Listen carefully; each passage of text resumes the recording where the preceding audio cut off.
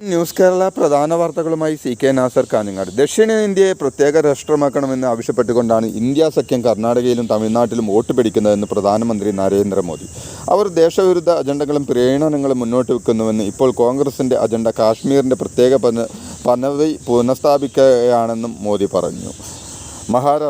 മഹാരാഷ്ട്രയിലെ കൊൽഹാപൂരിലെ BJP റാലിയിൽ സംസാരിക്കുകയായിരുന്നു അദ്ദേഹം.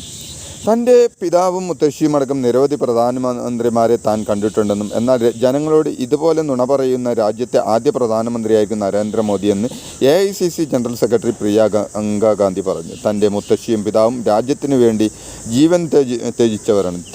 ഞങ്ങളുടെ അച്ഛനെ വീട്ടിലേക്ക് കൊണ്ടുവന്നത് കഷ്ണങ്ങളായാണ്. മൻമോഹൻ സിംഗ് രാജ്യത്ത് വിപ്ലവം കൊണ്ടുവന്നു. അടൽ ബിഹാരി വാജ്പേയി കുറഞ്ഞപക്ഷം ഒരു സംസ്കാരമുള്ള മനുഷ്യനായിരുന്നു. എന്നാൽ താൻ ജനങ്ങളുടെ മുന്നിലാണ് സംസാരിക്കുന്നതെന്നും അവരോട് സത്യം പറയണമെന്നും ചിന്തിക്കുക പോലും ചെയ്യാത്തയാളെന്നും മോദിയെന്നും പ്രിയങ്ക കുറ്റപ്പെടുത്തി.